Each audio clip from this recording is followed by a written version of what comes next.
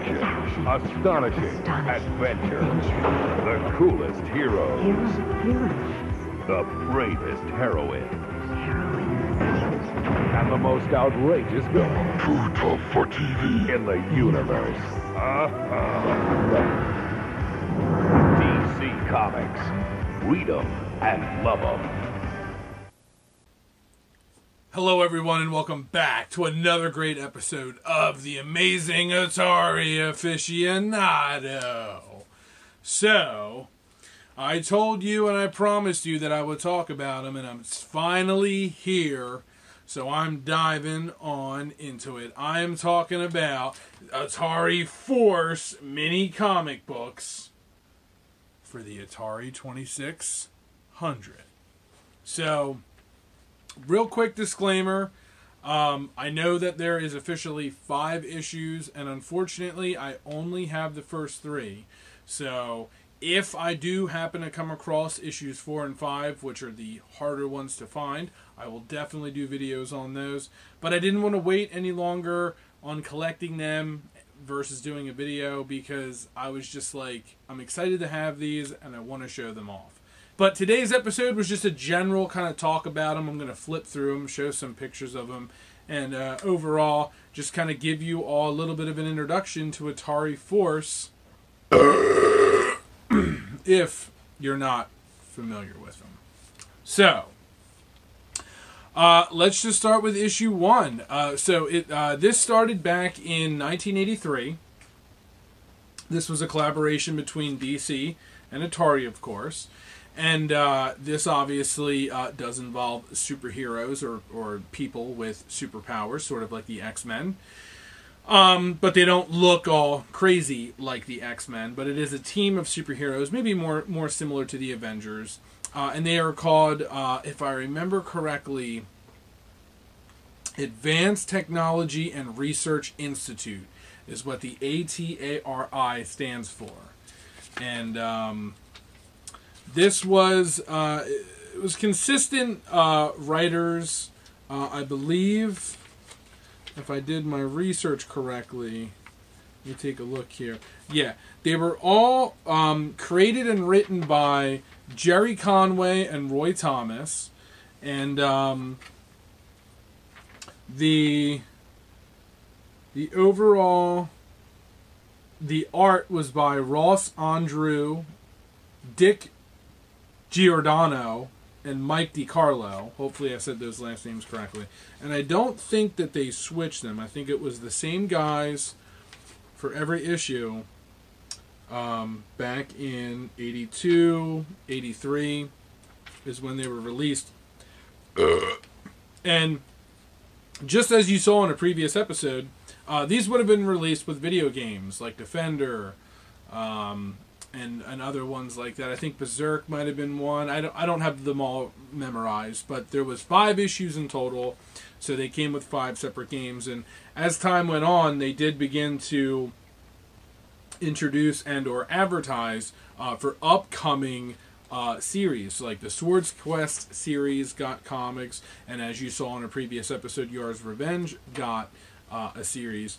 And it was basically a way to advertise upcoming Atari games, to advertise the overall Atari product, and to get kids excited for buying more Atari. And what better way than comic books and mini comic books, which are so cool. Now, one other quick disclaimer.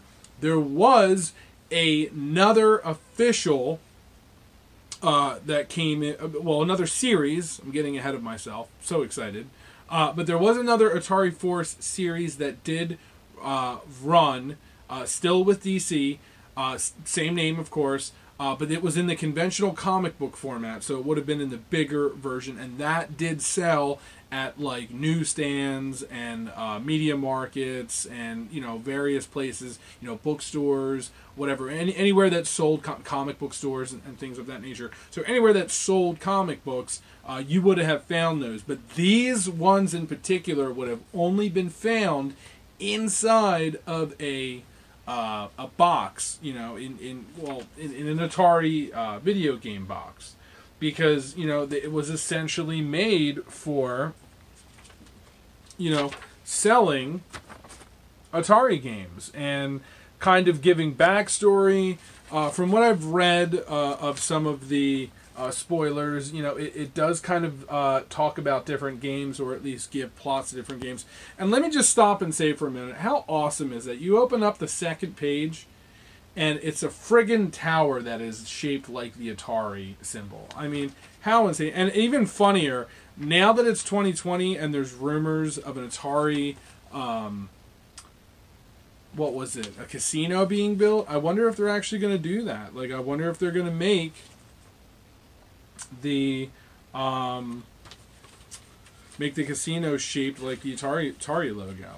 But the animation is spectacular. This is nothing to balk at. This is nothing to make fun of.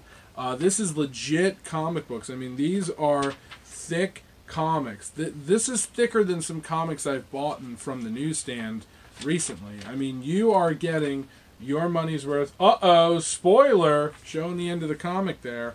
Don't tell Colin Richards. But, it's really cool. It's really neat. They're very colorful. They're drawn very well.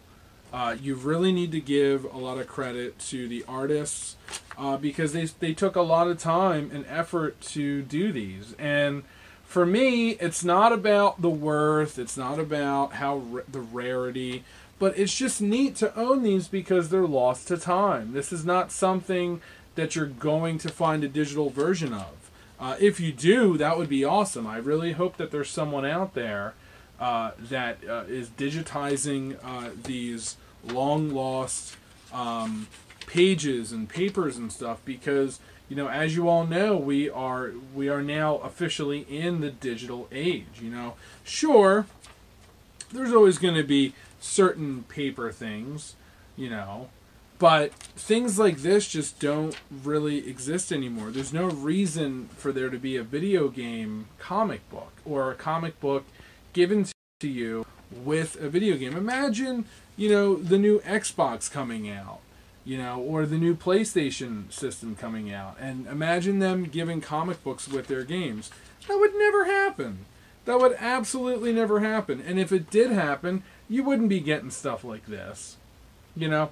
Now, sure, there does exist some series out there, you know, that gives bonus content with their games, and posters do still exist, and sometimes you get like a special CD with your game, but you don't see anything like this anymore, and you never will again, you know, and hopefully I'm proven wrong. You know, I want to look back on this video and go, awesome, I was proven wrong, because, you know, it's great to be able to play the video game. It's even cooler when you can hold it in your hand and you have a story and you have some kind of, you know, continuity and, you know, something tangible that you can cut out and put on your wall. I wonder how many kids, you know, ripped pages out of this book and taped it to their wall, or, you know, how many kids just collected these and cherished these. It's cool. And, you know, obviously now with the world of the internet, you know, you definitely have a lot more at your fingertips as far as finding out more about the game and living the game and experiencing maybe mini movies or full-length features and things of that nature. But, you know, before the internet, before feature-length movies, you know, before television shows, before cartoons, before all of that, there was Atari Force. Just some simple comic books about some simple video games, and its main purpose was to sell them to kids, get kids excited and interested in upcoming Atari products and games, and that was pretty much it. So I don't really have much else to say. When I do get my hands on parts 4 and 5, you're going to know about it. There will be videos on it. But until then, I'm happy that I have 3, and if that's all I ever get, it's good enough. I do plan on reading these, though, so I will eventually sit down and read them properly. And if I ever come across any of the bigger, normal-sized Atari Forces, once again, I will definitely do a video on it. So this was a really fun episode. I love talking about this stuff, as you can tell. Hopefully it wasn't too long or boring. I'm the Amazing Atari Aficionado. Thanks for watching. Well, here's my new place. I finally got everything I need to entertain. Great new TV, the best audio, and DC Comics. No, really, they've sure changed over the years. They're not for kids anymore. There's sophisticated horror like Sandman, action stories like Watchmen, incredible graphic novels. Oh, yeah, check this one out. No, not my girlfriend. Say hi, Tina. This graphic novel. Look at the art in Black Orchid. The new generation of DC Comics. See what you've been missing. Your favorite DC Comics are available every week at Fantasy Books and Games. Obviously, don't forget about the contest. Once again, there's 3 Atari videos. One is this one, of course. Then there was the Taz video, and of course, don't forget the Kool-Aid video. So the person or persons who comment the most, if there's more than one person or persons, then obviously all of their names will be thrown in a hat, and I will pick the winner in the next episode. It'll be announced in the next episode, and then I will mail these out to you. One disclaimer that I should have said from the beginning, to the international viewers out there, I may not be sending overseas due to costs, so hopefully you all understand that. But I'll try and check rates and see if I'm able to. But otherwise, if you're in the States, it shouldn't be an issue. So all of these goodies are up for grabs, and all you got to do is comment. So get on it. Save him, Superman! Go, Wonder Woman! Holy kryptonite!